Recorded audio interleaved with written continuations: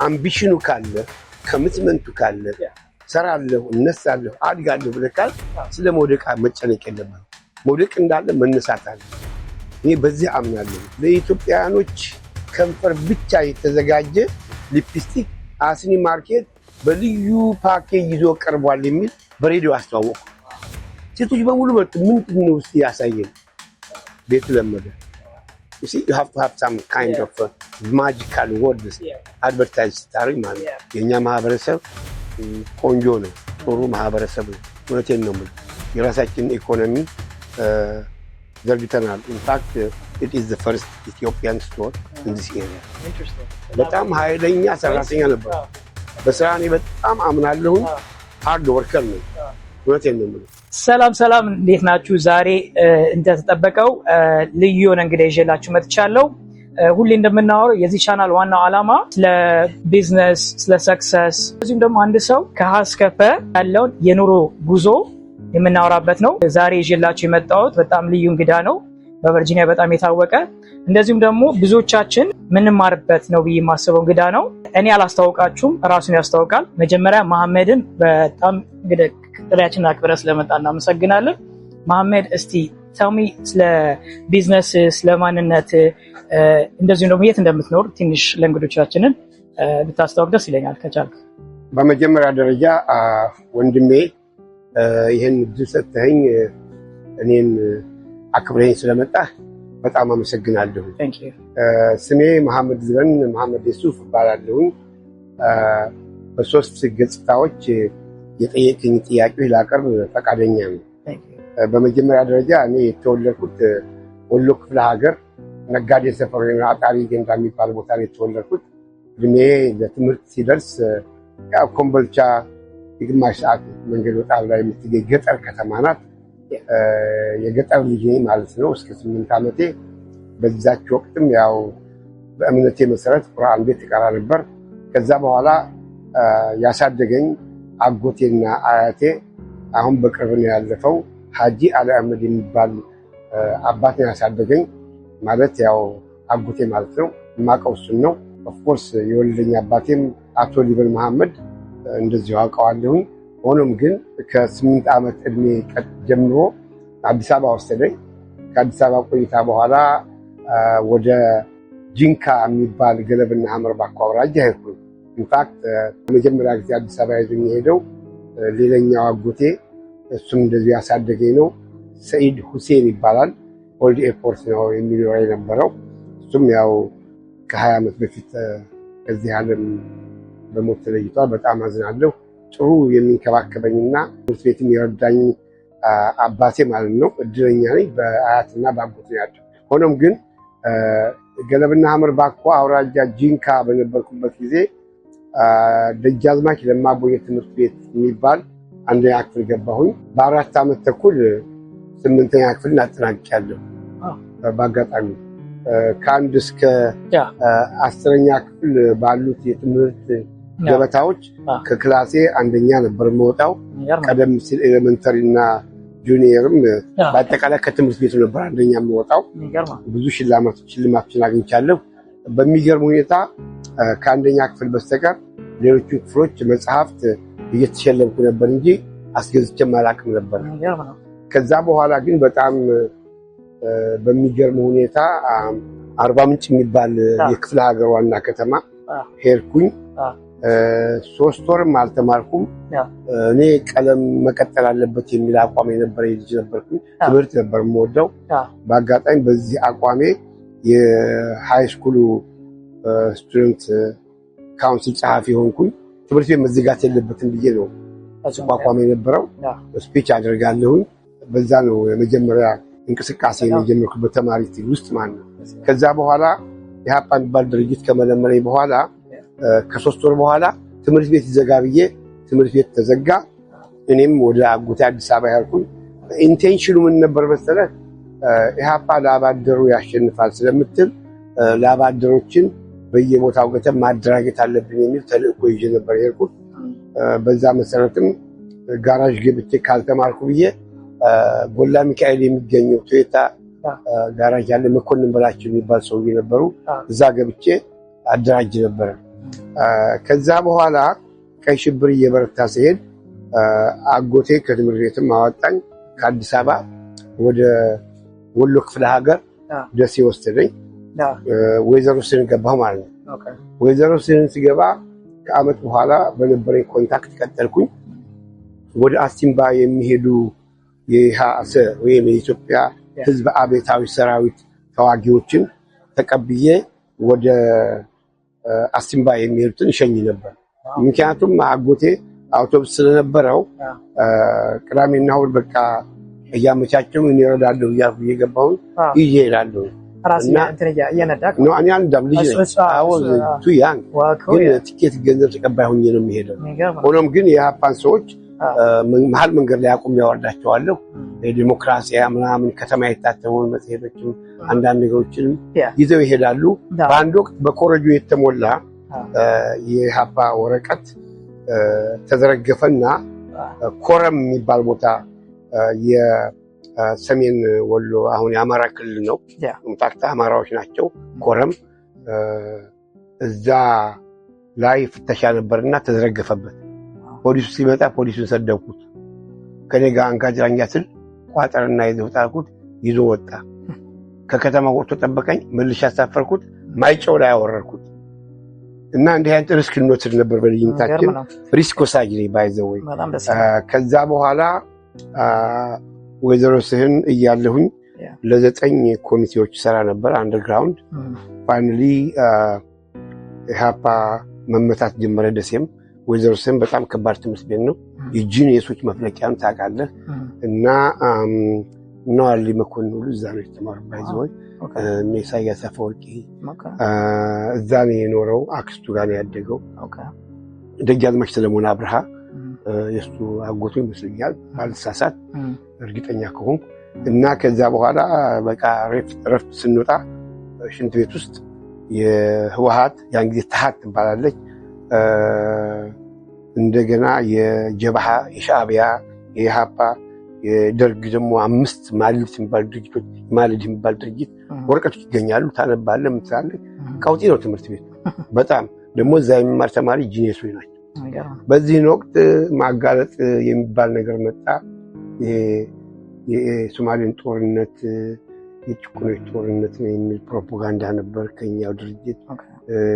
የኤርትራንም እንቅስቃሴ የቅኝ ግዛት ነው አይደለም፣ ብዙ አይነት ውጣ ውረዶች ነበሩ የፖለቲካ ሂደቱ። በዛን ወቅት ፎር ሳም ሪዝን እኔ ባልተስማማሁባቸው መርሆች እንደ ተቋም እንደ ድርጅት የፓርቲው መርህ እኔ ናሽናሊስት ነኝ በወቅቱ በኢትዮጵያ አንድነት ነው የማምነው፣ ሁሉንም ማህበረሰብ በኩልነት ማየት የሚል አቋም ነበረኝና ያው ማጋለጥ ነበረ። ተጋለጠ። ካጋለጥኩ በኋላ ተማርኩኝ። ሆኖም ግን ወሎ በጣም በተለይ ወደ የጁ አካባቢ አሲምባ ትግራይ ቅርብ ስለሆነ የኢሃፓ ሰራዊት አልተመታም ነበርና ካጋለጥኩ በኋላ እንደገና ወደ ኢሃፓን ሪስትራክቸር የማድረግ የሚባል ነገር ውስጥ ጀመር። በዛ ምክንያት እኔም እንደገና ታሰርኩኝ። ጄል ገባሁ፣ ጄም የሚባል እስር ቤት። ከዛ በኋላ 1 ወር ተኩል ነው 1 ዓመት ተኩል ታሰርኩኝ። ባይገርምህ እስር ቤት ውስጥ እያለሁኝ የኪነት ጓድ የሚባል ነገር አቋቁሜ የኪነት የእስር ቤት እስረኞች አምራች ናቸው የሚለው የማርክስ ሌኒኒዝም የቦልሸቪኮች ርዕዮት አለ። በዛ መሰረት እኛ የበደሉን አብዮት እንምራለን ምናምን፣ ተይዘሃል፣ ታስረሃል በሚል መልክ ከፍተኛ የሆነ እንቅስቃሴ እናደርግ ነበረ። ስለዚህ ድርሰት ደረስኩኝ፣ አብዮታዊ ወታደር የሚል። በዛ መሰረት ትግላችን ወሎ ኤክስፖ የሚባል ነበር በ1973 መሰለኝ ባልሳሳት። በዛ ልጅ ነኝ፣ 17 ዓመት ልጅ ነኝ። እስር ቤቱን ወክዬ እዛ ኮምቦልቻ የሚባል ከተማ ሄድኩኝ። ቀን ቀን ያው ኤግዚቢሽን ውስጥ እንውላለን፣ ማታ ማታ ኮምቦልቻ እስር ቤት ነበር የምንገባው። ከዛ ያ ኤግዚቢሽን እንዳለቀ ኤግዚቢሽን ላደረጉት ሰዎች ግብዣ ሲደረግ እኔም ተጠራሁ ማለት ነው። እኔ ስጠራ ግብዣ ቦታ ላይ የሄድኩት በወቅቱ የክፍለ ሀገር አስተዳዳሪ ኮሎኔል ናዶ ዘካሪያስ ይባሉ ነበር። እሳቸው ናቸው ያሰሩኝ። ያው የደርግ ባለስልጣን ናቸው። ወታደር ከጎንና ከጎን ሆኖ እዛ ግብዣ ቦታ ላይ ሄድኩ። ፓብሊክ ቦታ ላይ ልጅ ነኝ። ሁሉ ዞሮ እንደዚህ ምንም አልመሰለኝም። ልጅነት ነው። ከዛ በዛ ምክንያት ምህረት ተደርጎልኝ ተፈታሁ። በአጋጣሚ አጎቴ መልሶ አዲስ አበባ ናዝዋለኝ ያልኩኝ። ያው ኦልድ ኤርፖርት ነበር የምንኖረው። መድኃኔዓለም ገባሁኝ። ሃይ ስኩል መድኃኔዓለም ጨረስኩ። ወደ ኮሌጅም ማለፊያ ነጥብ አመጣሁኝ። 3 ወር ነው የተማርኩት። አክቹዋሊ ምክንያቱም ከእስር ቤት እንደተፈታሁ 3 ወር ይቀሩ ነበር። በአጋጣሚ በዛ ምክንያት ኮሌጅ ገባሁኝ። ኮሌጅ ከገባሁ በኋላ አገባቢ ሁሉ በጣም የሚገርም ነበረ። ምክንያቱም ነጥብ ያላቸው ሰዎች ሀገር ውስጥ እንዲገቡ ይፈልግ ነበር መንግስት። እኔ ደግሞ ብሪቲሽ ካውንስል ፒምፓል ተሳታፊ ነበርና in the US ላኪቨን ስቴት ኮሌጅ ዩኒቨርሲቲ ለሜዲካል ስኮላር አገኘሁ ማለት ነው። ኢንትረስቲንግ። እና አሁን ወደ ኋላ ልመለስና በጣም እዚህ ጋር ቁልፍ ነገር አለ። እዛኔ ማን ያሳየክ መጻጻፍ እንደምችል እንደዛ እንደሚቻል በምንድን ነበር ያወቀው? በዛ ጎረቤታችን አንድ ልጅ ነበር። ደርሶት እንደሄደ አውቃለሁ። ኒውዮርክ ነው የደረሰው እና አድራሻ ከሱ ነው የወሰድኩት። እንግዲህ 12 አክፍል ያል ደብዳቤ መጻፍ ይችል ነበር በእንግሊዝኛ እና ጻፍኩኝ። ረከርድ ላካሉኝ ላኩኝ። በቃ ጥሩ ነው ስኮላር ለሜዲካል ታገኛለህ፣ ነገር ግን the first year tuition $3,000 መክፈል አለበት ተባልኩኝ። ያን $3,000 ለመክፈል የግድ ሀብቱ ትራንስፈር ዛት ትራንዛክሽን ገንዘብ በውጭ ንግድ ምንዛሬ በኩል ነው የሚላከው። እዛኔ ደግሞ ትምህርትም አፕላይ ስታደርግ ሁሉም ነገር ኦንላይን አልነበረም። እንዳልከው በቃ በአካል ነው፣ በፖስታ ቤት ነው። ፕሮሰሱ ይለይ ነበር። እና ሜክሲኮ የሚገኘው የከፍተኛ ትምህርት ተቋም ኮሚሽን እዛ ነው ያን እድል ያገኘሁት። ማለት ልመዘገብ የነበረው ግን ይህን እድል ስላገኘሁኝ ሄድኩኝና ውጭ ንግድ ምንዛሬ 3,000 እንዲከፈል ስጠይቅ በገንዘብ ኃይል አድሃሪያኖችና ጸረ አብዮተኞች ልዩ ናቸው ወደ ምዕራብ ሀገር የሚሄዱት እና መሄድ ከፈለክ ወደ ሶሻሊስት ሀገር ወይም አገር ውስጥ መማር ያለበት ተባልኩ። ተከለከልኩኝ። ብዙ ደብዳቤ ላኩልኝ ይሄ ዩኒቨርሲቲ ግን ምንም ማድረግ አልቻልኩም። የሚገርም $3,000 ነበረ አጎቴ ሊከፍልኝ ነበር። የሚገርም ነው። በጣም በትምህርት ያምን ነበር። አሁን ፋይናሊ ምን ሆነ ያ ነገር ቀረ። ኦኬ አልኩኝ። ኢስት ጀርመን ያን ጊዜ ለብቻዋ ኢንዲፔንደንት ካንትሪ ነበረች እና አግሮ ኢንዱስትሪ ኢንጂነሪንግ ፊልድ ላይ ኳሊፋይድ ሆንኩና 3.6 ነበረኝ።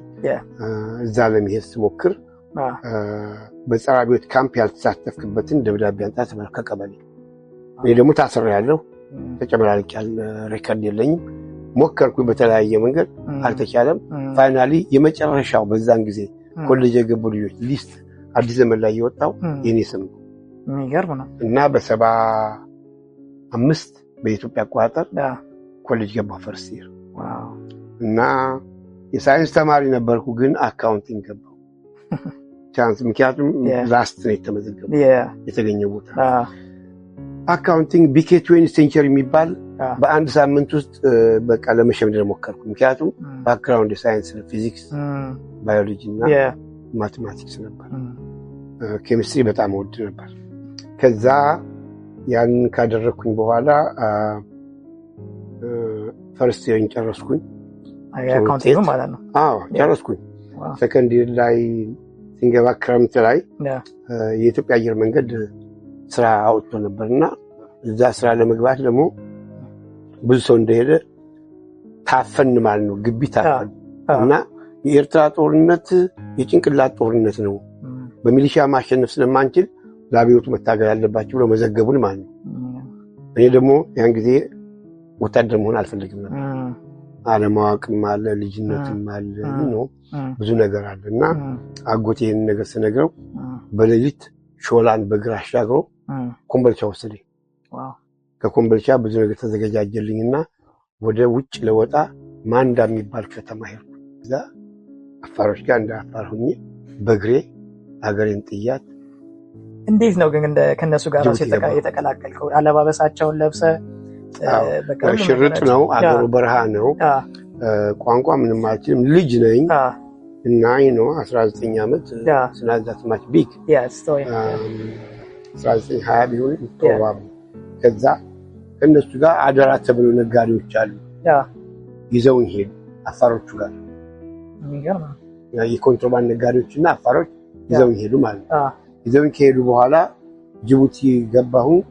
ባህር አይቻል አቅም ጅቡቲ ከተማ ትንሽ ናት፣ ግን ላይቷ ማታ ላይ ያበራል እና በዛ ምክንያት ወደ ስደተኛ ካምፕ ገባሁ እና እጅ ከሰጠው በኋላ ኢሚግሬሽን ኦፊሰሩ ጋር ሲቀርብ እዛ ጅቡቲ ማለት ጅቡቲ ነው ለዩናይትድ ኔሽን ዩናይትድ ኔሽን ሃይ ኮሚሽን ፎር ሪፊጂ አፕላይ ለማድረግ ምንድነው ያ ማግኘት አለብህ። በስድስተኛ ተመዘገብኩኝ። እውነቴን ነው የምልህ 6-7 ወር የቆዩ ሰዎች የመኖሪያ ፈቃድ ያልተሰጣቸው የመጨረሻው ኢንተርቪው ነበር።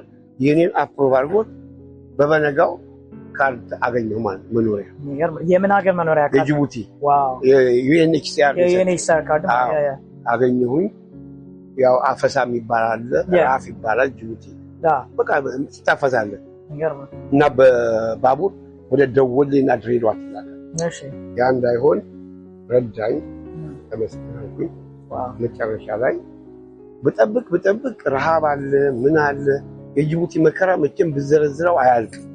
ካምፑስ ነበራችሁ በዛን ሰዓት? ካምፕ ነበር። ከካምፕ አናምበሮ ይባላል። ዱቄት ሰጣህ፣ እሱን በጥጥህ ነው ቂጣ ማጋገር ይባላል። ፋይናሊ እንደምንም ብዬ ዋና ከተማው ጅቡቲ ውስጥ ገባ። ከካምፕ ወጣ ማለት ነው። ካምፑ ዲኬል ይባላል። ከዲኬል ወጥቼ ሳፍሬ ጅቡቲ ገባ አምልጬ። ካምፑስ ምን አልቆየክ? 6 ወር ቆይቻለሁ። ከባድ ነበር። ከባድ ነው። ጅቡቲ አምልጠህ መግባት ትልቅ እድል ነው። ተሳካልኝ ገባሁን። በምንድን ነው ያመለጥከው ግን? በመኪና ተጭነህ? በመኪና ለጫት ትሰጣለህ ትላለህ፣ የሆነ እንትን አቀልጫት ይሉታል። ከዛ በኋላ በቃ የሚተኛው በረንዳ ላይ ነው፣ የምትበላው ለምነህ ነው። አንዱ ተባቅስ ነው። ስሙኒ ካለ ሩዝ ትበላለህ፣ ፉል ካለ አንድ ቀን ሊርብህ ይችላል ትሆን ወይ ሁሉ ሲሆን ተባቀስኩና ኮንትሮባንድ ነጋዴዎችን ስለማውቃቸው እነሱ ሲመጡ እቃ አጋዛቸዋለሁ። እኔ ከተማ ልጅ ነኝ፣ ስለዚህ አጋዛለሁ። ይሄ ፋሽን ይሄ ነው እላቸዋለሁ።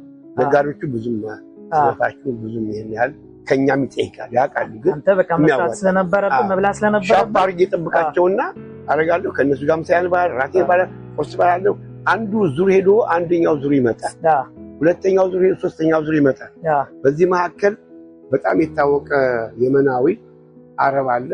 ትንሽ ሁለት ሱቅ ያለው የራሱም ባንክ ቤት አለው።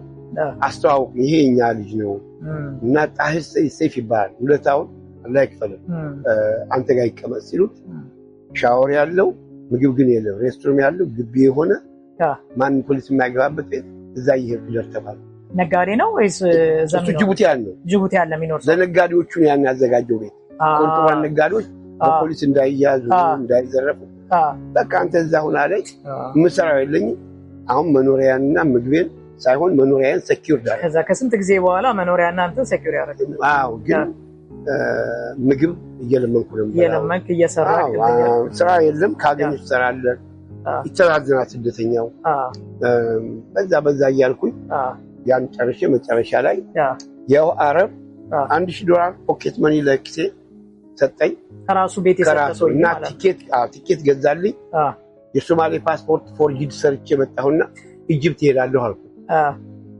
ገዛልኝ። አንድ ሻንጣ ሙሉ ልብስ ያዝኩኝ። ኢጅፕት ገባሁ። የሚገርም ነው። ኢጅፕት ሲሄድ ኤርፖርት ላይ እኔ ካይሮ እንደዛ ትልቅ ከተማውን አላውቅም። በአይሮፕላን ገና ሳይንጃብ ሳየው በቃ ልጅነትም አለ ደነገር። ማመድ እዚህ ጋር ለመልሰህ ያ ሰውዬ ግን ለምንድን ነው የረዳህ? አረብ አሁን ቤት ምናምን እኔም ብቻ ሳይሆን ስደተኞችን በሙሉ ይረዳል። ለምን ኢትዮጵያ ነበር ድሮ መንግስቱ ሲመጣ ነው የወጣው። በዚህ ላይ የእሱን ዕቃ የሚወስዱት ኮንትሮባንድ ነጋዴ ናቸው። ናዝሬት፣ ድሬዳዋ፣ ጋላፊ፣ ወደ ማንዳ፣ ቡሬ፣ ሰሜን ምስራቅ ወሎ፣ ምስራቅ ሐረር፣ ሜስ በሙሉ እዛ አካባቢ ያሉ ነጋዴዎች ኢትዮጵያዊ ናቸው። ስለዚህ ሲምፓቲ ያለው የእሱ ከስተመሮች ናቸው እና ደግሞ ደግ ሰው ጥሩ ሰው ስለሆነ በጣም ነው የማመሰግነው። ብዙ ስደተኛ ነው የረዳው። አውስትራሊያ ልኳል፣ ካናዳ ልኳል፣ አሜሪካ ልኳል። እና ስለው $1000 ኤክስ ገንዘብና ቲኬት ገዛልኝ ልብስ ገዛልኝ ገባሁ ካይሮ አሁን ደረገጥኩ ማረፊያ ቦታ ለካ ማዘጋጀት ነበረብኝ ቱሪስት ነኝ ማን ብዬ አላቅም ይሁን ኤክስፖዠሩ was limited ግብጽ ነው ጅቡቲ ግን ምን ያህል ቆየህ ወደዛ ሳትይ 2 ዓመት ተኩል ቋንቋንም በዛው ነው የለመድከው ማለት ነው እንግሊዝኛ ዩኒቨርሲቲ ተማሪ ነኝ ግን ጅቡቲ እኮ ፈረንሳይና አረቢክ አምሃሪክ ነው የሚነገረው አማርኛ በጣም ይነገራል ያወራሉ በቃ ኦልሞስት ኢትዮጵያ ማለት ናትኳቻለ አረብኛና ፍሬንች የሆነ አረብኛው ግን ይዛል በላት ትንሽ አልችልም እኔ ቋንቋ ላይ ዊክ ነኝ አረታ ቅድም እንትን ስትል ያው በቃ እዛ የምትሰማው ደግሞ ኢጂፕት ላይ ያለው ኦልሞስት ፍሉዌንት መሆን ሲጀምር መጣሁ ወደ አሜሪካ አሁን ተረሳ እንጂ ስትቆይ ታውቀዋለህ ከዛ ገባሁን እስር ቤት ታሰርኩ እንደገና ኢጂፕት እስር ቤት ታሰርኩ በቃ በቃ ዲፖርት ደረጋለሁ ብዬ ስጠብቅ አንድ ቀን ጧት እንዳው መቼም ይፈጣል ነገር ይገርማል ጸለይኩና ወንበር ላይ ቁጭ እንዳልኩኝ እንቅልፍ የመጣ ሁልጊዜም ነው ማወራህን ታሪክ እንቅልፍ የመጣ ለአንድ ደቂቃ ነው በህልሜ የሆነ ነገር በቃ ደውል ሶማሌ ኤምባሲ ጋር የሚል መልዕክት ነገር መጣ ማለት I feel it ፈልታው ተነሳሁና ያ ኡስታዝ انا بسوى ቴሌፎን ሶማሊያ ይሄ መቼ ነው ከገባ ምን ያህል ጊዜ ነው እስር ቤት እያለሁ ነው እዛው ግብጽ ገባ እስር ቤት አስገባ ታሰር ያለው ነው በምን ምክንያት ምክንያቱም ፓስፖርቱ ፎርጅድ ነው አወቁ ሁለተኛ ደረጃ ሶማሊያዊ አይደለሁኝም ሲፈተሽ የኮሌጅ ዶክመንት ይያለው የመጨረሻ ለማር ማን ያ አዲስ አበባ ይላል ስለዚህ እኔ ሶማሊያዊ አይደለሁም ማለት ከዛ እስር ቤት እያለን ካይሮ እስር ቤት እያለን የሰሜን ሶማሊያ አሁን ሀርጌሳ የምትባለው የደህንነት ኃላፊ የነበረው አህመድ በደዊ ይባላል ብሎ ሲያወራ አንድ ሶማሊያዊ ሰምቻለሁ ቁጭ ብለን እስር ቤት እናወራለን አሁን ደወልኩኝ ከደወልኩ በኋላ እኔ ሶማሊያዊ ነኝ ኤርፖርት ታስሬ ፓስፖርት ያስተካክልኝ አልኩኝ ሶማሊያዊ ከሆንክ ለምንድን ነው አንተ በሶማሊኛ የማታወራው why you speak English well you know I born in Hargeisa I grow in Dredwa that's why I told you okay what man ታውቃለህ Hargeisa አህመድ በደዊ አልኩ አውቃ ነው እስር ቤት ሰማሁት እዛኔ ስሙ ስለሰማህ ማለት ጨንቋ ስናገር አለና እመጣለሁ ይጠብቀኛል መጣ ቆንሲላው ነው መጣና ያን ጊዜ ስሜ ሐሰን ጀማል ባሬ ነበር ሐሰን ጀማል ተባልኩኝ ወጣሁን ኬን ፓስፖርት አለኝ በሶማሊኛ ነው ፓስፖርቴን ሰጠሁት ከዛ አየኝና ወርና ገጥ አለኝ ኦኬ ምን ማለት ነው መቶ ምን ነገር የለበትም ሶማሊያ አንዳንዴ እናድርጋልና አንተ አበሻ ነህ እንጂ ሶማሊያ አይደለም ኤኒዌይ አለና ወሰደ እንግሊዝኛም ፍሬንች አስተካክሎ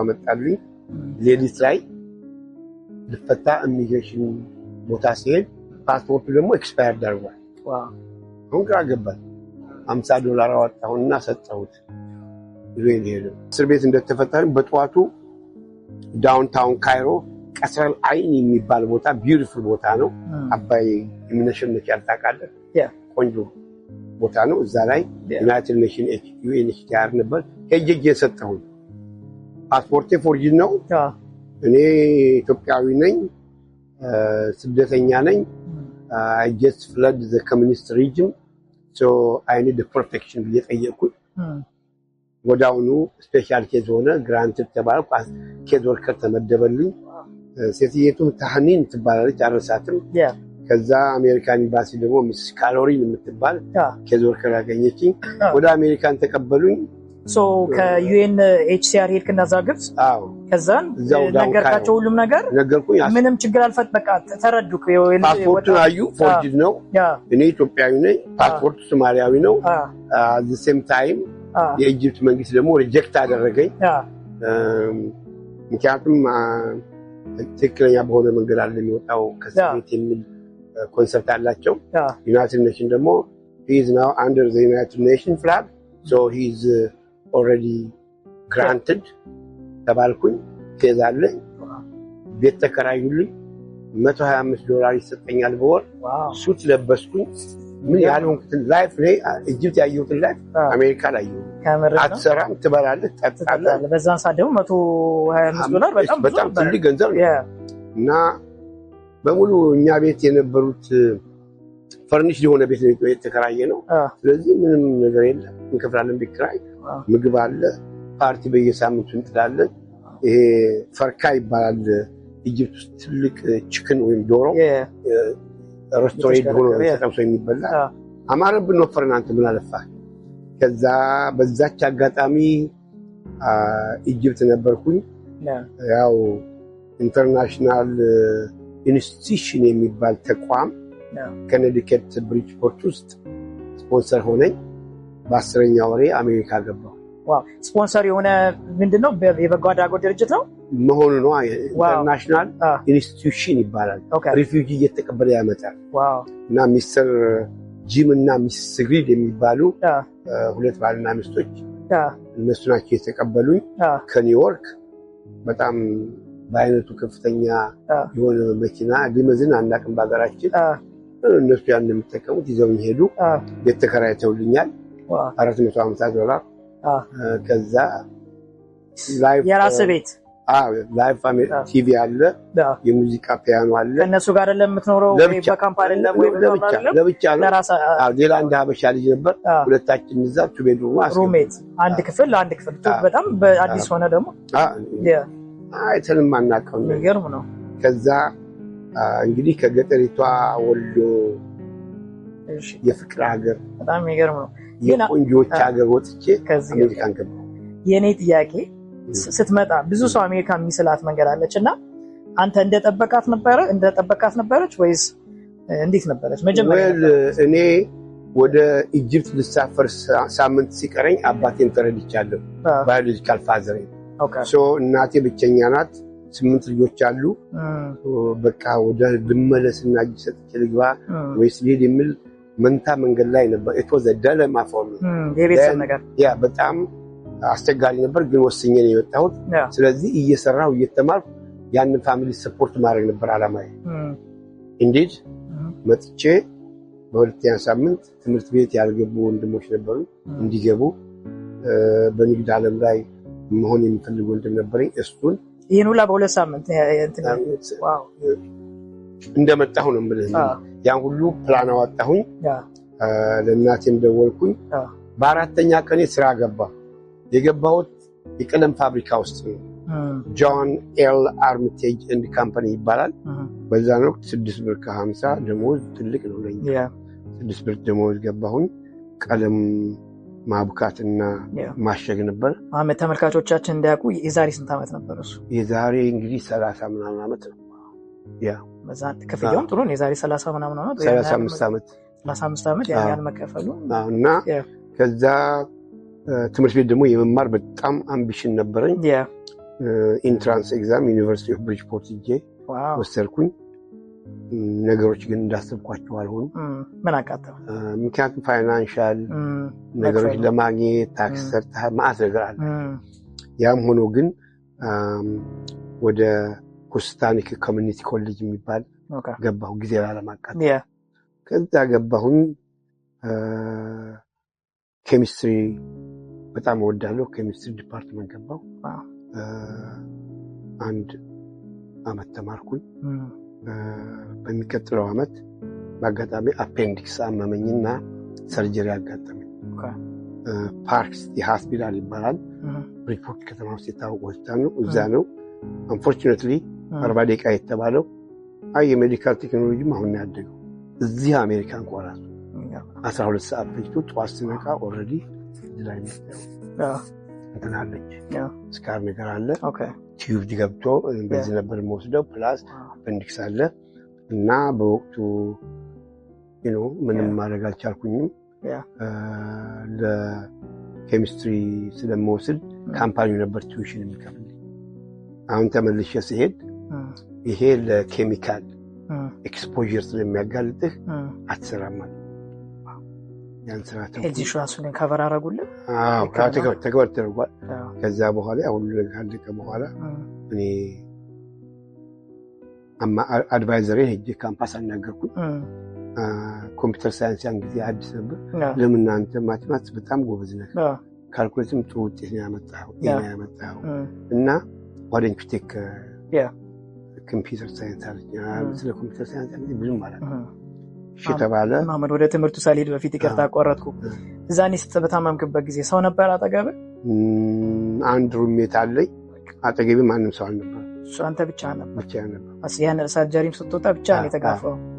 እንዴት ነበር እዛን ጊዜ? ታፍ ነው። you feel bad you know ገርል ፍሬንድ ቢኖርህም የዚህ ሀገር ሰዎች ገርል ፍሬንዶች እንደ አበሻ አይደለም ካልቸራችን። እኛም ሰው ሲታመም ጎንበስ ቀና ማለት መደገፍ አለ። የለመድከው ነገር ደግሞ አለ። ኢትዮጵያ ጉንፋንም ሲይዝ ሁሉም ተረባርቦልህ። አሰፋ የሚባል ጓደኛ ነበረኝ ሩሜት፣ እሱ ተንከባከበኝ። ስራ ነበር እሱ ያን ጊዜ አልመጣም እና በዛ ምክንያት ነው የሆነ ሆኖ ግን ስዊች አረኩና ፊልድ ወደ ኮምፒውተር ሳይንስ ፕሮግራሚንግ ገባሁ ማለት ነው። ኢንፎርሜሽን ሲስተም ማኔጅመንት ማጥናት ጀመርኩኝ። ይሄን ፈርስት ዲግሪን በሱ አገኘሁ። ላሳጥረው ረጅም እንዳይሆን ኮርስ። በዚህ አጋጣሚ ሁሉንም ኢትዮጵያውያኖች በሁሉም ብሔረሰብ ውስጥ ያሉ ኃይሎችን እንደ አንድ ኢንቲቲ ኢትዮጵያዊነት ቢዝነሴን ሰፖርት አድርገውኝ ወልጄ ቤገዝቼ ልጆቼን አስተምሬ እዚህ ደረጃ እንድደርስ ላደረጉኝ ኢትዮጵያውያኖች በሙሉ አመሰግናለሁ። ወለታቸውን እግዚአብሔር ይስጣቸው። ይህን ዓመት በሙሉ እዚህ እንድዘልቅ አድርገውኛል። የእኛ ማህበረሰብ ቆንጆ ነው፣ ጥሩ ማህበረሰብ ነው። እውነቴን ነው የምልህ። የራሳችንን ኢኮኖሚ ዘርግተናል። ኢንፋክት it is the first Ethiopian store in this area. Interesting. Yeah. እስቲ ስለሱ ትንሽ ንገረን። አሁን ስለ ስቶሩ ጋር መጣንና ስቶሩ እንዴት ተከፈተ? በዛ ላይ ደግሞ this area ማለት አርሊንግተን ነው፣ ኖርተርን ቨርጂኒያ ነው፣ like the first store ተብሎ የታሰበው? Yeah. Wow. እንዴት እንዳሰብነው እነግርሃለሁ። ያው ከትምህርት ቤት እንደጨረስኩ መጣሁኝ። ዋሽንግተን ስንመጣ የመጀመሪያውን 3 ሬስቶራንት በአማርኛ ተጽፎ ስናይ አለቀስን ሁላችንም። ዋሽንግተን ጠፍቶን እዛ ኖርዝ ኢስት ገብተን በጥቆማ ነው የመጣነው። አዲስ አበባ ሬስቶራንት የሚል መስከረም ሬስቶራንት፣ ፋሲካ የሚል ሬድ ሲ የመጣ ጊዜ ነው እንደዛ የሆነው? አዎ ለኮንሰርት የመጣው። በቃ አለቀስን። አንተ ምን አለፋ። ከዛ አስቴርንም አየማታ አስመራ ሬስቶራንት የሚባል ነበር እዛ ኮሎምቢያ ሮድ ላይ ዋሽንግተን ዲሲ ኖርዝ ዌስት። አየናት፣ ደስ አለን። ተመልሼ ሄድኩ። ልቤ ቆመ። በቃ አበሻ ያለበት ቦታ ላይ እንጂ ምን ነው ስደት በስደት ደግሞ እንደገና ብዬ በአመቱ ዋዘን ጠቅልዬ ትምህርት ቤት እንደጨረስኩ መጣሁ ማለት ነው እዚህ። ከዛ በኋላ የቀረኝ ትምህርት እዚሁ ጨረስኩኝ። ፈርስት ዲግሪን አገኘሁ። ከዛ ስራ ጀመርኩኝ። በአጋጣሚ በመጣሁ በ15 ቀኔ የአሁኗን ባለቤቴን አገኘኋት። ዋሽንግተን ዲሲ አገኘኋት። ተዋወቅን። ከዛ አብረን ያው ገርል ፍሬንድ እና ቦይ ፍሬንድ ነን ለአንድ አመት ተኩል ይሆን። እሷ ሜሪላንድ፣ እኔ ቨርጂኒያ ነበር የምኖረው። ከዛ በኋላ ጓዜን ጠቅልዬ ከእሷ ጋር መጣች እኔ ጋር በስነ ስርዓት አብረን መኖር ጀመር። የዛሬ ስንት ዓመት ነው? የዛሬ 30 ሳምቲንግ ላይ ይዛል። አሁን ስንት ነው? አዎ እንደዛ ነው። አላስታውሰውም። ከዛ ኖር አሁን ባለቤቴ ያየ ከጉራጌ ማህበረሰብ ስለሆነች ቢዝነስ ካልከፈትን አለች።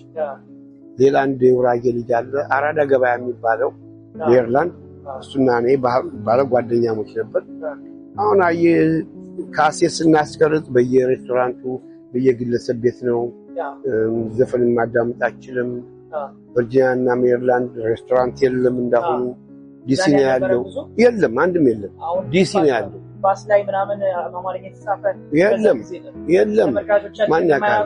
እዚህ ዲሲ ቨርጂኒያ አንዳንዴ ትንሹ ኢትዮጵያ ይባላል እና በየቦታው አማርኛ የተጻፈ አበሻ ኤርፖርትና ወረዳችሁ ታያላችሁ እና እንደዛ የለም ሲለኝ በጣም እየተገረምኩ። የለም፣ እንጀራ የለም፣ ስጋ ቤት የለም፣ ምግብ ቤት 3 ምግብ ቤት አልኩህ እኮ 3-4 ዲሲ ውስጥ ብቻ አዳምስ ሞርጋን የሚባለው ኤሪያ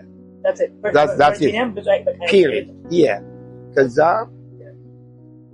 ተነጋገርንና ባህሩ ተነጋገርንና ለምንድን ነው አበሻ በርበሬ ሚጥሚጣም ከኢትዮጵያ እያስመጣን የማንነግደው? ሰው የሚበላው የሚጠጣው ነገር የለም ተባለ። እሺ የት እንክፈት እንባባል። እሱ ሜሪላንድ ስለሚሆን እኔ ሜሪላንድ አለ። አንተ ደግሞ እዛው ቨርጂኒያ አለ። ኦኬ አልኩኝ። እኔ ቨርጂኒያ መጣሁኝ። ባለቤቴ አንድ ቀን ከስራ ስመጣ ጠበቀች በራፍ ሪኮርድ ሃውስ ነበር ነው አንድ ቦታ አለን ነው አለች። አየሁ ያን ጊዜ ግራጁዌት ስኩል ገብቻለሁ። ኖ ለኔ ክፈትልኛል። እኔ እንደው ንግድ የሚባል ስጋ ቤት ቆርጬ አላውቅም። ማቆይ አንከማራ ኖ ለስራዋለሁ የግራጁዌት ስኩል ተማሪ ሱቅ ከፍቼ ስጋ ቤት መቁረጥ በተለይ ለሱ ብቻ ሳይሆን እኔ ስጋ ቤት ቄራም ሂጅ አላውቅም። ሀገሬ ሉካንዳ ቤት ነው ገዝተን አናውቅም። እስላሞች ስለሆኑ ሉካንዳ ቤት የለም። እንዳርጊ ነው የማውቀው። መጨረሻ ላይ መማር አለብኝ አልኩኝ። እሺ አልኳት። ሴቶች ያሸንፋሉ ታውቃለህ። ቤቱን ተከራየሁ። ሊዛርኩኝ ካውንቲ ሄድኩኝ።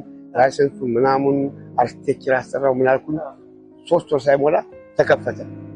ሲከፈት ፍለድል ሆነ። ብዙ ሰው መጣ።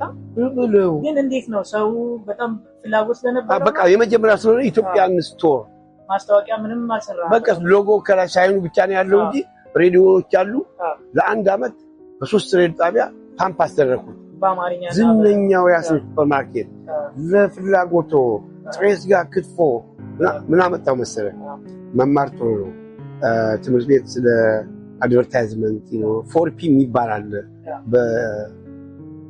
በማርኬቲንግ ፕሮዳክት ፕራይስ ፓኬጂንግ ኤንድ ፕሮሞሽን የሚባል አለ። እነኚህ ነገሮች ያው ትምህርት ቤት ስለተማርኩ ለኢትዮጵያኖች ከንፈር ብቻ የተዘጋጀ ሊፕስቲክ አስኒ ማርኬት በልዩ ፓኬጅ ይዞ ቀርቧል የሚል በሬዲዮ አስተዋወቁ። ሴቶች በሙሉ መጡ። ምንድን ነው እስቲ ያሳየን። ቤቱ ለመደ። you see you have to have some kind of magical words advertise ስታደርግ ማለት እና ስበቱ በዛ መጣ። እኔ በቃ ምን አለፈህ አንተ ቤት 2 ቤት ገዛሁ በአንድ አመት ተኩል። ልጅ ወለድኩኝ። እናቴን አመጣሁኝ። እናቴን እዚህ በመጣሁ በ6 አመቴ ነው ያመጣሁት። በቃ ዙ ሴትል ዳረኩኝ። አሜዚንግ የሆነ ፕሮግረስ እና እድገት አሳየው ማለት ነው። እና ባይዘው አሁን ትልቁ ልጄ ይዝ ፕሮፌሰር ቨርጂኒያ ኮመንዌልዝ ዩኒቨርሲቲ፣ የመጨረሻው ደግሞ ሂዛን ኢንጂነር አዲስ አበባ ነው ያለው። እሱ በልጅነት በ21 አመት አግብቶ አዲስ አበባ ማለት በቃ አግብቶ ወዶ ቁጭ ያለ ግን የሚሰራው ከዛው ነው ከቤት ነው የሚሰራው። ሂዝ ጉድ እና በዛ ሂደት ውስጥ እያለሁኝ ተመልሼ እንደገና አሪዞና ግራጁዌት ስኩል ገባሁ። በቢዝነስ አድሚኒስትሬሽን ማስተርስ የሰራሁኝ። ቢዝነስ ቴክኖሎጂ ስፔሻላይዝ አደረኩኝ። 5 አመት ሰራሁ። እንደገና ተመልሼ ንግድ ገባሁ። ንግድ የገባ ሰው በፔቼክ ለመኖር በጣም ይከብዳል። አዎ በዚህ አይነት መልኩ ያ ልጆቼንም ዳርኩኝ። በአጋጣሚ ባለቤቴ በጣም ጥሩ ሰው ናት። 3 ልጆች ነበራት። መጀመሪያ አምጥተናቸው 9፣ 10፣ 11 ነበሩ። አደጉ፣ ተማሩ፣ የዲግሪ ሆልደር ናቸው። አሁን አግብተው ወልደዋል። ላይፍ በዚህ መልኩ አሜሪካን ሀገር መጣን። ቢዝነስም የተጀመረው በዚህ መልኩ ነው። ከኛ በኋላ በሙሉ በቃ ሱፐርማርኬት በሱፐርማርኬት አሁን እንደምታየው ራሱ የሀበሻ ሻፒንግ ሴንተሮች በየቦታው ሞልተዋል። እና በዚህ መልኩ በዛን ሰዓት አልከበደም። በቃ አስበዋል ተከራይተህ ዕቃ አስገብተህ ሬዲዮ ማስታወቂያ፣ በተለይ ደግሞ በኢሚግራንት ማይንድሴት እኔ አሁን ኢሚግራንት ነው ሆኜ የመጣሁት እና እያንዳንዱ ማውጣትን ገንዘብ ያሳሳኛል አይደል? ያስፈራል ነገርና አንተ እንዴት አልፈራም? እኔ ሪስክ ወሳጅ ነኝ። the higher the risk is the higher the return. I believe in that. የአጀማመር ግን ከምንም ነው ከዜሮ እዚህ ሀገር ስመጣ ነው 10 ብር ነው ይዤ የመጣሁት። the next day from Connecticut Bridgeport ጠዋት አጨስ ነበር ሲጋራ ያን ጊዜ አንድ ማልቦሮ ፓክ እና 6 ፓክ ቢራ 5.99 ነበር ሄንከን። እሱን ገዛሁበት አለቀ። ግን the good thing በአራተኛ ቀኔ ስራ ጀምሬያለሁ። በዚህ ላይ አላዋንስም ስፖንሰሮቻችን ይሰጡን ነበር። የክራይ ከፍሉናል፣ የምግብ ይሰጡናል። ብዙ ነገር ነበር። ለስራ የነበረ ወንዴ በጣም ኃይለኛ ሰራተኛ ነበር። በስራ እኔ በጣም አምናለሁ። ሃርድ ወርከር ነኝ። እውነቴን ነው የምልህ። ፋሚሊ አጠራቀምን ሪስክ ወሰድንና ሚስቴ ከፈትን። አንተ ወጣት ስትሆን ያንግ ስትሆን አቃለው አቺቭ አደርጋለሁ ስታስብ እንደዛ ነው ትደፍራለህ። ካልደፈርክ ገንዘቧም ልታጥቻለህ። ስለዚህ you have to spend the money። የኔ አሁን ብዙ ሰው አንድ ነገር ሲያጋጥመው ተስፋ የመቁረጥ ይችላል። አንተ ግን ገና ከጅማሬው ገና ከልጅነት ተሳትፎ ላይ አድርገህ አስራሃል። ሰርጀሪ ብላት ታም የህመም ጥቃይታል እንዳልከው የመራብን አይታል እና እንዴት ነው የቀጠለው ማለት በቃ ጊቫፕ ለምናለ በቃ አንዱ ነገር ሳይደረግ እኔ ምላውን ባሁን ባለኝ እድሜና ባለኝ ተመክሮ እኔ በምን አምናለሁ መሰለህ? አንድ ኢንዲያን ጓደኛ ነበር ጅቡቲ ያለው ልጅ ነው። አዳምጣለሁ በጣም ኩዊክ ነው። ላይፍ አፕ ኤንድ ዳውን ነው እንዴት አለ። ሁልጊዜ ፕሌዠር እና ደስታን አግኝተህ እስከ መጨረሻው ኪፕ አታረጋትም ማለት። ምክንያቱም ስቲሙሉስ አሉ፣ ቦምባርድመንቶች አሉ፣ ሪፍሌክሽን አለ። ያ ነገር ሲመጣ ዲስትራክት ያደርግህና ፌል ታደርጋለህ አለ። ያ ግን ፌል ያደረገው እስከ መጨረሻው አይቀጥልም። the same thing በምታደርገው የላይፍ ስትራግል እንደገና you will regain your peace and pleasure happiness ታመጣለህ አለ። ያንን ኪፕ ለማድረግ ደግሞ ቢዝነስ ከስር ጀምሮ ክላይምብ እያደረገ ይወጣና ሃይ ፒክ ላይ ሲደርስ ስሙዝ እንዲሄድ አድቨርታይዝመንት አለ፣ ፕሮዳክት መለወጥ አለ፣ ከስተመር ሰርቪስ አለ፣ ሎኬሽን መለወጥ አለ፣ ብዙ ነገሮች እንደዛ ሁሉ በላይፍህም ላይ መውደቅ መነሳት ያለ ነው። እኔ እዚህ ደረጃ ደረስኩ ስል የወደቅኩባቸውም ጊዜዎች አሉ። about $600,000 ሉዝ ያደረኩበት የሪል ስቴት ቢዝነስ ተመክሯል። እንደገና ተመልሼ ተነስቻለሁ። አንዳንድ ነገሮች የሀገሪቱ ኢኮኖሚ በቃ ሻክ ባደረገው ወቅት በተነቃነቀ ወቅት አንተም ትነካለህ፣ ከስተመሮችም ይነካል። በዛን ወቅት መውደቅ አለ፣ መዝጋትም አለ። ግን አምቢሽኑ ካለ ኮሚትመንቱ ካለ ሰራለሁ፣ እነሳለሁ፣ አድጋለሁ ብለህ ካል ስለ መውደቅ መጨነቅ የለብህም። መውደቅ እንዳለ መነሳት አለ። እኔ በዚህ አምናለሁ።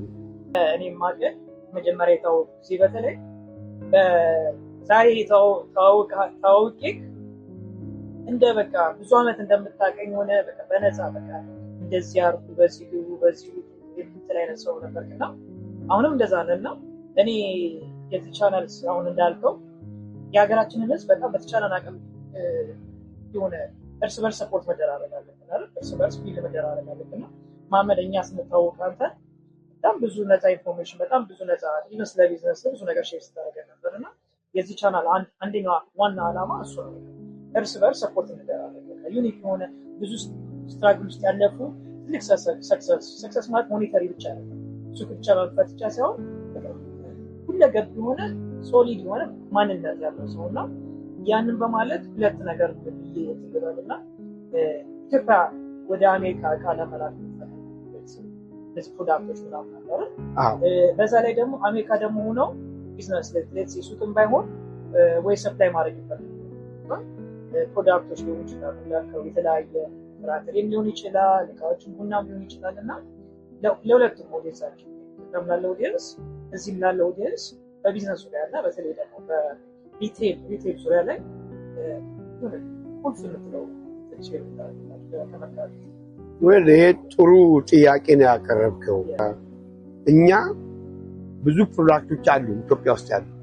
እነኛ ቢመጡ በጣም ማርኬቱን ፔኔትሬት አድርገው መግባት የሚችሉ እቃዎች አሉ። ችግሩ ምንድነው? አንደኛ ፓኬጂንግ እና ፕሮሞሽን የለንም። ፕሮዳክቱ አለን፣ ፕራይስ ዋዚ ደግሞ ችግር አለ። ቢኮዝ በደንብ አድርገን ስታንዳርዱን አንጠብቅም። ዓለም አቀፍ ስታንዳርድ የጠበቀ ፕሮዳክት ብናመጣ መሸጥ፣ መለወጥ፣ ማተፍ እንችላለን። ፋይናንሱ እዚህም ሀገር ሪሊስቶችን መግዛት እንችላለን። እውቀት አለን። ፋይናንስ ደግሞ የዚህ ሀገር ታውቃለህ፣ አሜሪካን ሀገር ዩኒት ቱ ሃቭ ሂውጅ ካፒታል። ግን ያን ሂውጅ ካፒታል ያላቸው ሰዎች ደግሞ በየአረብ ሀገሩ ምናምን ብቻ ከሚቀመጡ አሜሪካ ቢመጡ አሜሪካን ላይ ኢንቨስት ብናደርግ ብንታወቅ የአሜሪካንን ፖለቲካ ኢንፍሉዌንስ አድርገን አሜሪካንን እንደ ይሁዳኖቹ ልንጠቀምባት እንችላለን። በዛ ሌብል ዲያስፖራው መዘጋጀትና መደራጀት መዋቀር አለበት። በዚህ መልኩ ነው እና ሰጀስት ማድረገው ወንድሜ በሁሉም መስክ የግል ሩጫ ቆመን አዘቲም አንተ ያይ ዶንት ኬር አባውት አንተ ትግሬ ሁን ኦሮሞ ኤርትራ ሁን ሶማሌ ሁን አማራ ጉራጌ ሁን ያን ነገር አስወግደን ብናድግ the horn of Africa ትልቅ አገር ሆና ኢንፍሉዌንሻል ትሆናለች። ሬድ ሲ ትልቅ ቦታ እኛ ጋር ነው ያለው። ወንድሞቻችን ኤርትራውያን ናቸው። ለነሱ የምንቀርበው እኛ እነሱ ለኛ ይቀርባሉ። ሉዓላዊ ናቸው። የነሱ ሉዓላዊነት ማንነት ምንነት ጥቅማቸውን አክብረን በሌላ ሀገር ወደብ ከምንጠቀም እኔ አይፕሪፈር ኤርትራዊ አይደለም በነገራችን ግን ንጹህ ህዝብና አእምሯቸው ጥሩ ነው። ማህበራዊ እሴታቸው በጣም የሚጥም ነው። ከኛ ጋር ቢኖር ተጋብተን ተዋልደናል። ችግር ሲመጣ ስለሚሄድ እኛ ጋር ነው እኛም እነሱ ጋር ነው መሄድ ያለብን። ይሄን ማሰብ ያለብን ይሄ ነው። ይሄን ማድረግ መቻል አለብን። ኢቨንቹዋሊ ይመጣል። ነገር ግን ያለ ማድረግ ካሁኑ መሰረት መጣል አለብን። በጣም ብዙ ቶፒኮች ላይ በጣም ፖይንቶች አንስተናል ማለት አንደኔ መጨረሻ እዚህ አዲስ ሰው ሲመጣ በጣም ብዙ ኮንፊውዥን አዲስም ብቻ ሳይሆን ይሄን ራሱ የተወሰነ አመት ቆይተው የቱ ጋር ነው መሄድ ያለብኝ ምንድነው ማድረግ ያለብኝ የሚሉ ሰዎች አሉና በተለይ በትምህርትም ይሁን በስራም ይሁን በተለይ በቢዝነስ ላይ እነዚህ ሰዎች አዲስ የመጡ ግራ የተጋቡ ሁላችንም ስትራግል ያለፍን የምናልፍባቸው ስቴጆች አሉና እሱን ሼር አድርጋቸውና ከዛን ተከለልና ነበር ዌል ቱ ፋይናላይዝ አንድ ሰው አዲስ ሲመጣ አንዳንድ ማህበረሰባችን ክፍሎች የሚያውቁትን ሼር የማያደርጓሉ የሚያደርጓሉ። አንድ አሁን ለምሳሌ ኢትዮጵያን ኮሚኒቲ ሴንተር የሚባል አለ እዚህ ዲሲም አለ በየቦታው አሉ። እነኛ ቦታዎች ሄደው ክላስም ይሰጣሉ መሰለኝ። እነዛ ነገሮች አሉ። ግን አንድ ሰው እዚህ ሀገር ሲመጣ ፈርስት ማድረግ የሚገባው ሶሻል ሴኩሪቲ ማውጣት አለበት። ያመጣው ሰው ሊረዳው ይገባል። እዚህ መጥቶ ያመጣው ሰው ላይ መኖር በጣም ይከብዳል። ሶሻል ሴኩሪቲ ሲኖረው አሳይለም ጠያቂ ከሆነ ወደ መጠየቅ አለበት። በአሁኑ ወቅት 3 ወር አይፈጅም። ወርክ ፐርሚት ተሰጥቷል። ስራ ይጀምራል። ጠበቃ ይዞ ጉዳዩን ይከታተላል ማለት ነው። ከዛ በኋላ ግን የተለያዩ ልክ እንደኛ ሱፐርማርኬት ያሉ ቦታዎች ላይ ግዴታ እንጀራም ስለሚያስፈልገው ካልቸሩም ባህሉም ስለሚናፍቀው ይመጣል። አበሻ ይጣላል ግን ለብቻው ነው አይችልም ያየሁት ነገር። ስለዚህ መጠየቅ አለመፍራት። እኔ አዲስ ነኝ እና እንዴት ነው ይሄ ነገር ችግሮኛል ማነጋገር መቻል አለባቸው። ስለዚህ ያ ይደረጋል ነው እንግዲህ ይሄ ነው። በዚህ ላይ ባለቤቴን አስናቀች ገብረ ሚካኤልን ሳላመሰግን አላልፍም። ጠንካራ ሰራተኛ ናት። 2 ልጆች ሰጥታኛለች። በአጠቃላይ 5 ልጆች አሉን። still she is working hard. I hope ነገሮች ከዚህ በልጥ ተሳክተውልኝ I want to make her happy. እና እድለኛ ነኝ። ዲቮርስ የበዛበት ነው አሜሪካን ሀገር። ሶፋር እስካሁን ድረስ ፈጣሪ ይመስገን ከባለቤቴ ጋር ነኝ። ልጆቻችን ተምረው ወጥተዋል። አሁን እነሱ ብቻ ነው የምንኖረው እና ይሄን ነው የምለው። አፍረን ስለተገኘና መሰግናለን። መጨረሻ የምትለው ነገር ካለ? በመጀመሪያ ደረጃ በመጨረሻ ልናገር የምፈልገው አንተ በጣም ብሩህ አእምሮ ያለ ልጅ ነህ። የተለያዩ የቢዝነስ ላይኖች ተወያይተናል። በዚህ መልክ እዚህ ደረጃ ደርሰህ በአጭር ጊዜ ውስጥ ኢንተርቪው አድርገኸኛል። አመሰግንሃለሁኝ። ኪፕ አፕ ዋት ዩ ዱይንግ ፈርዘር አድቫይዝ ከፈልክ አንዳንድ ሰው ለራሱ አቅም ለሰው ያውቃል። የሚችለውን በሚችለው አቅሜ ለአንተና ለአንተ መሰሎች ማስተማር መርዳት ትፈልጋለሁ። ኤኒባዲ እኔን የሚያቀኝ ስቶር ቢመጣ ያገኘኛል። ቴሌፎኔን አንተ ጋር ልስጣቸው መጥተው ቢጠይቁኝ በፈለጉ በትምህርት ዓለም ወደ ትምህርት መሄድ የሚፈልገውን ወደ ስራ መሄድ የሚፈልገውን ላይፉን በምን መልክ መምራት እንዳለበት የሚያስፈልገውን የማቀውን አሳውቄው ከሱም ለመማር ዝግጁ ነው። እኔም ማቀው ትንሽ ማወቅ ነው ግን አይ ሼር ዛት ይሄ ተፈጥሮዬ ነው። ምንም ላቁም ብልም አላቁም እና ተመልካቾቻችን አድማጮቻችን ይሄን ነገር ቆም ብላችሁ ጊዜ ፈይታችሁ አክብራችሁ እኔን ሰው ብላችሁ የምታዳምጡኝ በአጠቃላይ የምታዩኝ በሙሉ ከልብ አመሰግናለሁ። አላህ ይስጥልኝ፣ እግዚአብሔር ይስጥልኝ። አንድም ሁለትም ነን። ኢትዮጵያኖችን አመሰግናለሁ።